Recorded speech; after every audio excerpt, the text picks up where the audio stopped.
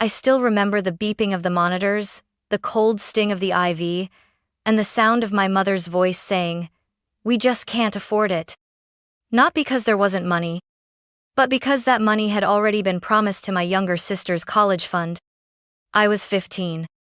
I had just been told I needed urgent treatment to survive.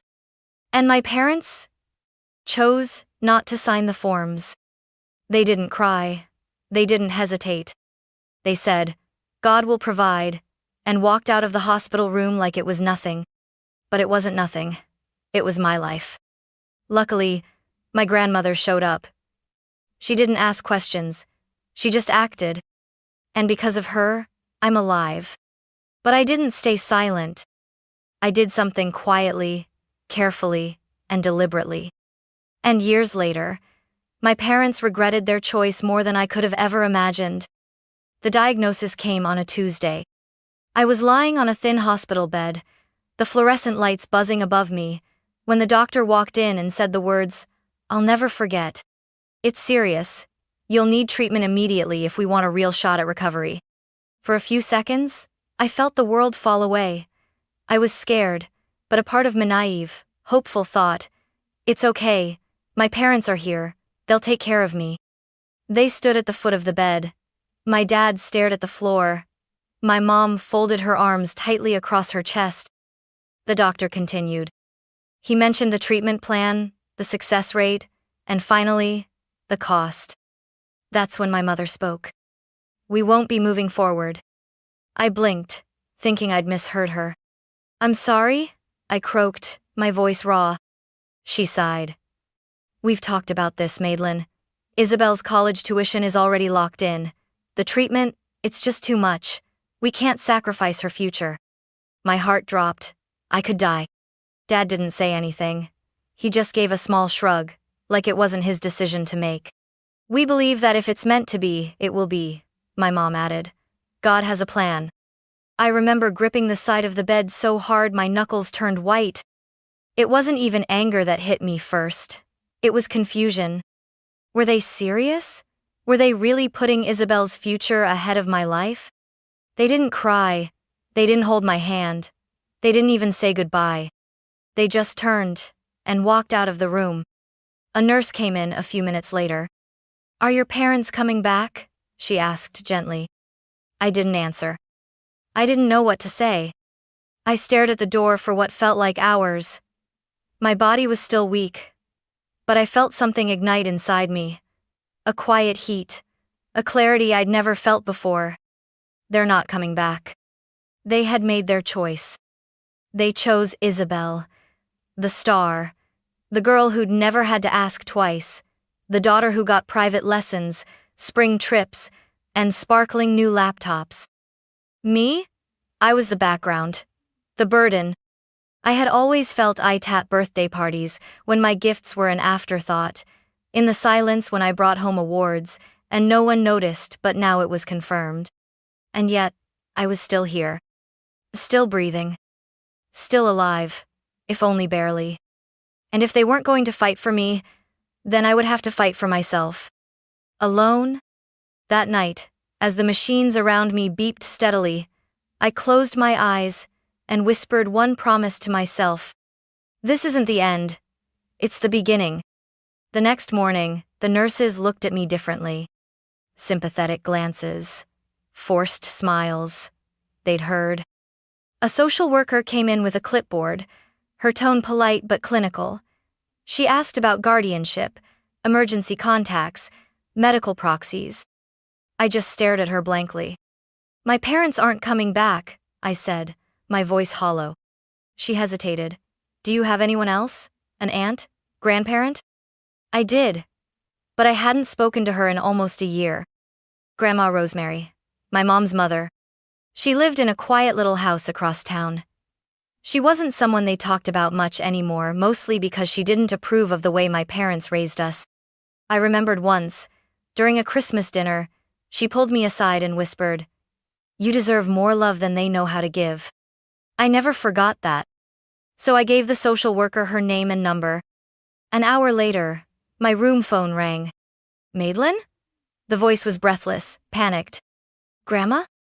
Sweetheart, I'm on my way. 15 minutes later, the door flew open. She wasn't tall or strong or loud, but in that moment, she looked like a warrior.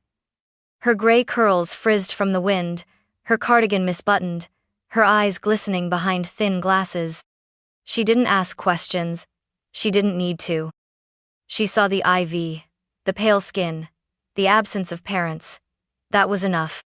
She crossed the room, took my hand, and simply said, "I'm here now." I don't remember crying. I just remember feeling seen. Later that day, while doctors explained treatment options, she sat beside me and nodded.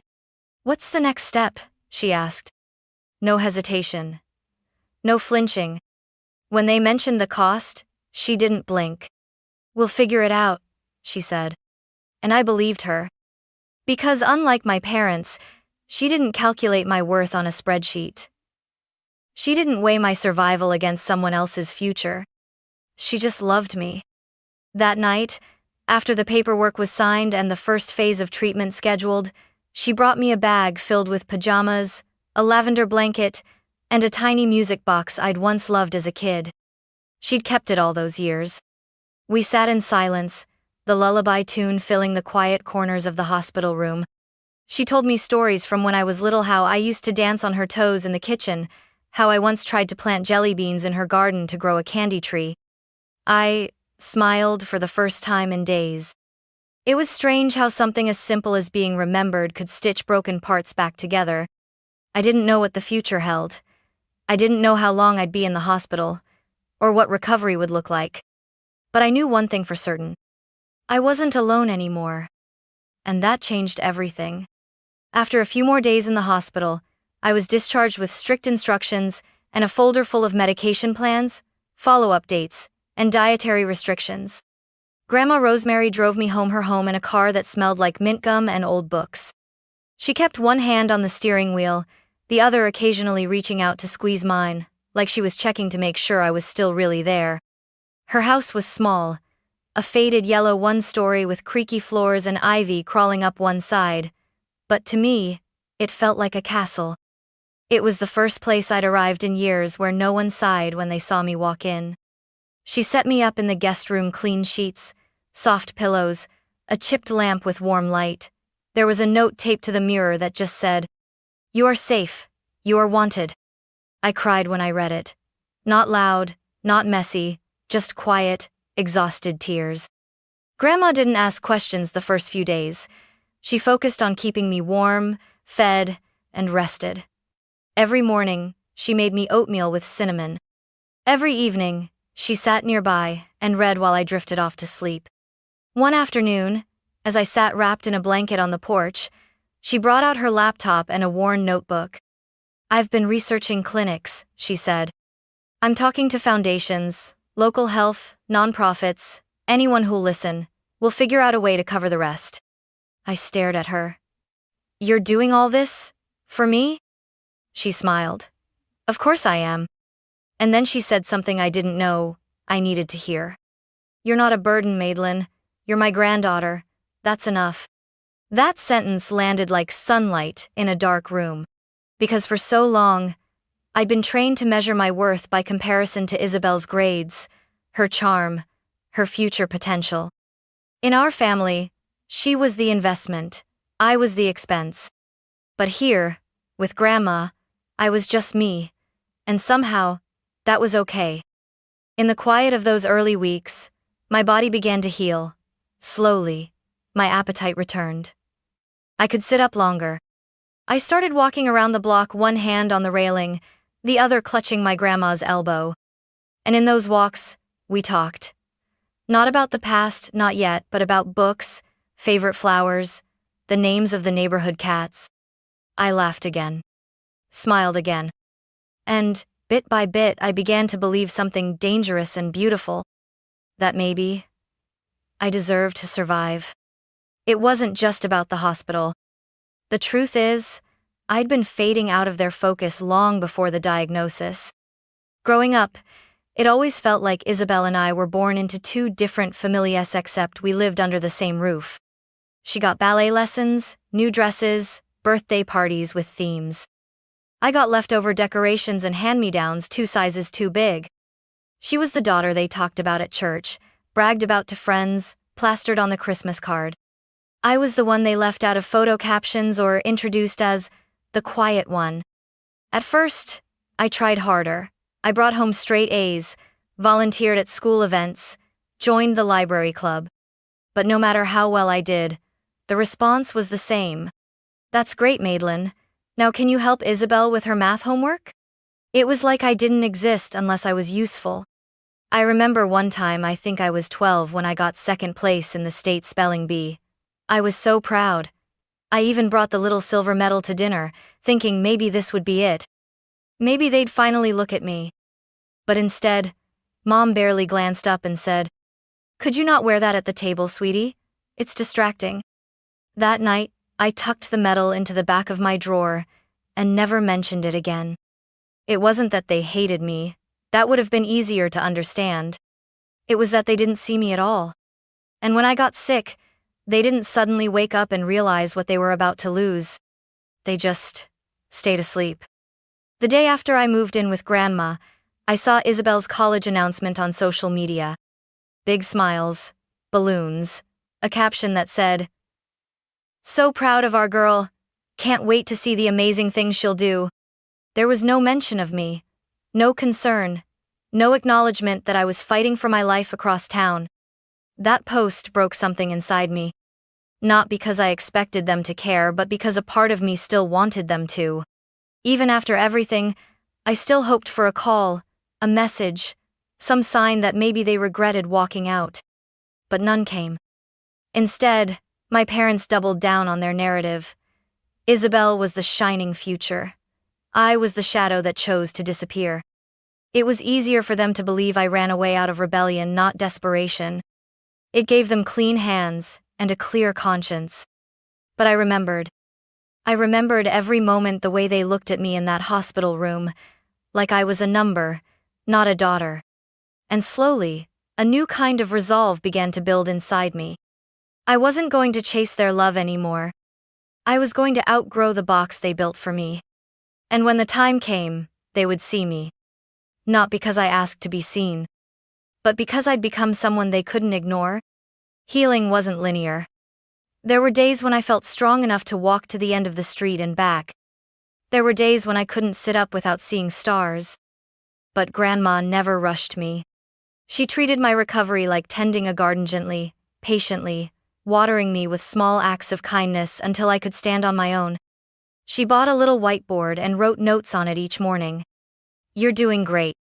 Breakfast is ready when you are. Today's goal? Smile once." And slowly, the knots in my chest began to loosen. I started helping with things around the house, folding laundry, chopping vegetables, reading aloud while she knitted. It wasn't much, but it was something. Then, one day, I asked, "Can I help with bills?" Grandma looked at me like I'd grown a second head. "Absolutely not. Your job right now is healing." Still, I couldn't shake the feeling that I needed to give something back. So I started tutoring online, just 1 or 2 students, then 4, then 7. Math, mostly. Some English. The kids were sweet, awkward, eager. One girl told me, "You explain things better than my teacher." I smiled for an hour after that. It wasn't just about the money, though. It helped us pay for a few extra prescriptions without worry. It was about feeling useful. Like I was slowly becoming someone who could build instead of break. Grandma noticed. One evening over soup, she said, "I think you're more yourself now than I've ever seen you." I paused, spoon halfway to my mouth. "What do you mean?" She tilted her head thoughtfully. "Your parents always saw you as background. But you were never background, Madelyn. You just needed a place to grow where no one was standing in your light." That stuck with me. All my life, I'd tried to shrink. Make room for Isabel. Make peace with silence. Make excuses for being invisible. But now, in this little yellow house, I didn't have to disappear. And something new was taking root inside me. Not revenge. Not even anger. But clarity. I knew exactly what my parents thought of me, and I was finally done trying to change their minds. What I wanted wasn't an apology. It was truth. I wanted them to be seen for who they really were, by the people who still believed in their perfect facade. Because while they'd left me to die and moved on with their smiling social media posts and scholarship bragging, they had no idea. I was building something of my own. Something strong. Something real. And one day, the truth would reach the ears they cared about most.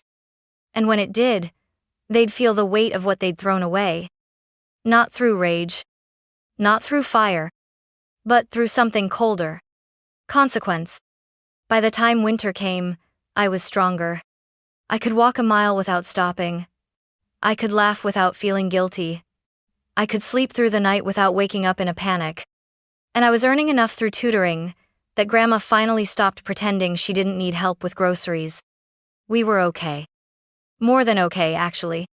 Some nights we'd drink peppermint tea and watch cooking shows in our pajamas, pausing every 10 minutes to debate whether or not we could recreate the dish. We couldn't. We had routines, warmth, safety. We had something that felt suspiciously like a real life. But underneath that peace, something else was quietly taking shape. I hadn't forgotten. Not the hospital room. Not the way my mother said, "We just can't afford it." Not the way my father refused to look at me when he walked out. They had gone on with their lives. Kept their business running. Kept telling their carefully curated story to the world that they were a loving family, that they'd made sacrifices, that they stood for integrity and excellence. And I had proof that it was all a lie. One afternoon, while sorting through old files on my phone, I came across a screenshot I'd forgotten. I'd taken a text from my mother to Isabel, saying, "Don't worry about your sister, she'll come home when she stops being dramatic." Another message from my father read, "We can't throw away Isabel's future on a maybe. Madelyn's strong, she'll figure it out." They hadn't left me because they had no choice. They'd left me because they didn't want to choose me. And the more I thought about it, the more one name came back to me. Eleanor Stratton.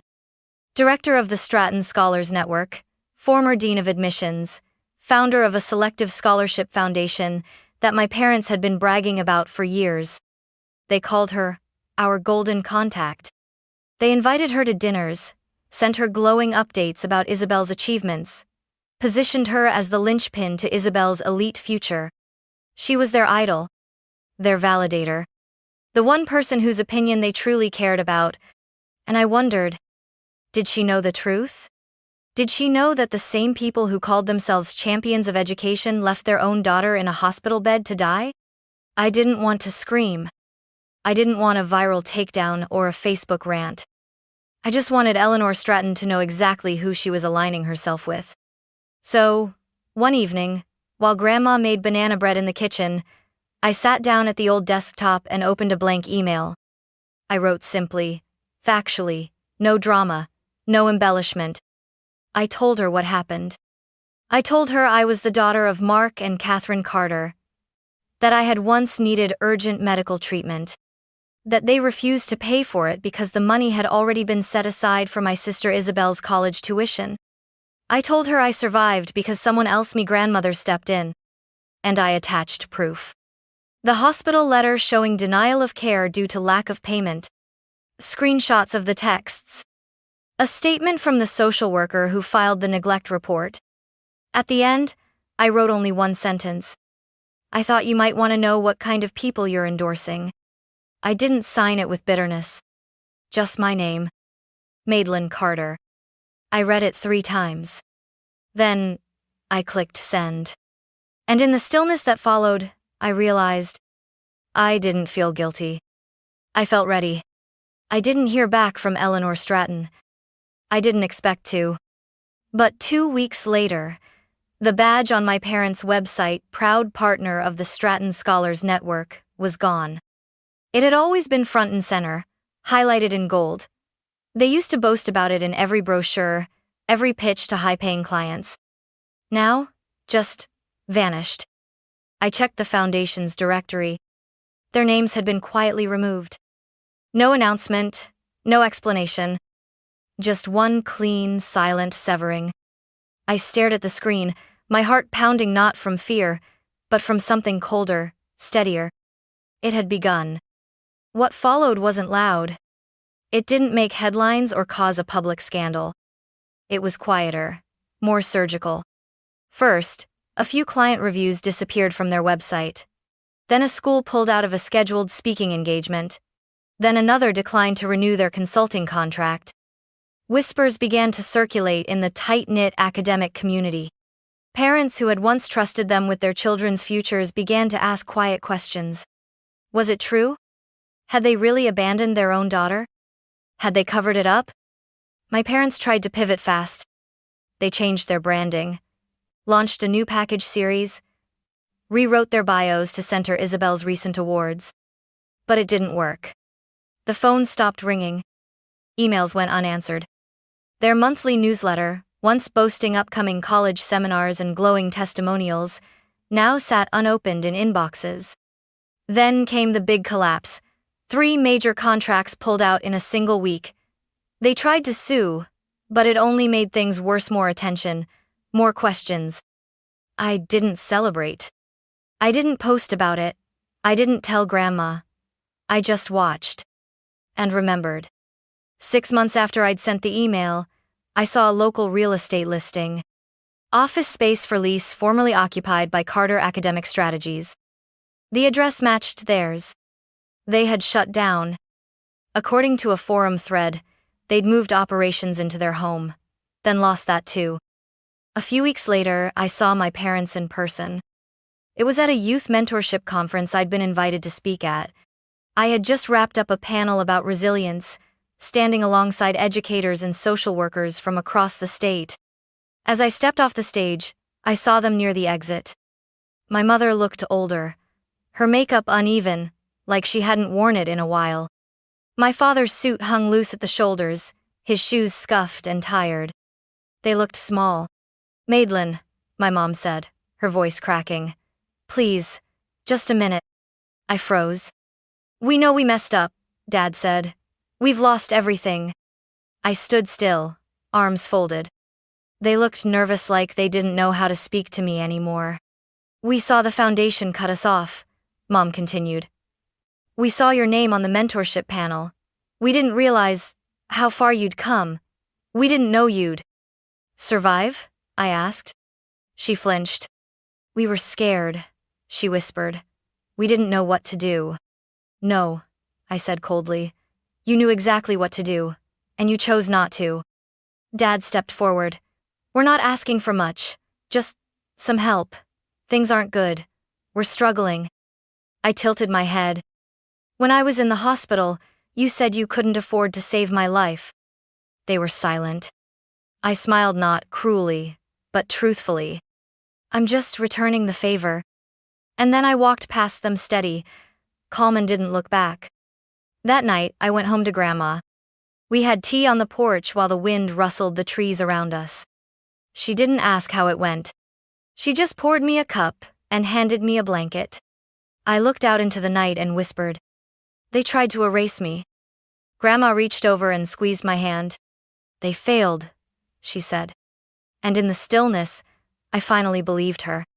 Life didn't suddenly become perfect after that.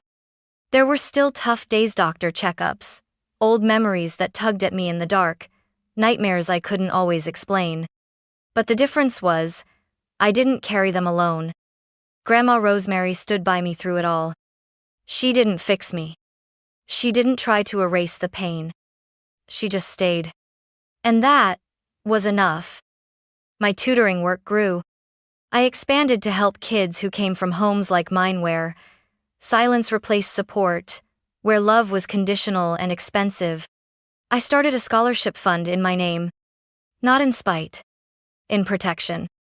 To make sure no child would be forced to choose between life and someone else's ambition. I didn't speak of my parents again. Not to the students I mentored. Not to the families I worked with. I wasn't interested in revenge. I was interested in rebuilding. One brick at a time. On Grandma's birthday, I surprised her with something I'd been planning for months, a small white house near a lake, with a reading room full of windows and a kitchen big enough for two. She cried so hard she couldn't speak. And I did what she'd done for me all those months ago. I held her hand and whispered, "You're not alone." Later that night, we sat under the stars, wrapped in blankets, sipping tea. "If you could go anywhere next," I asked, "where would it be?" She smiled. "Somewhere warm, with a hammock, and no clocks." I grinned. "Let's book it." She looked at Minnow as someone she rescued, but someone she trusted. And in that moment, I realized something simple and profound. I hadn't just survived. I had chosen who to become. Not for their approval. Not for their forgiveness. But for me. And for the one person who saw me before I even knew I was worth seeing,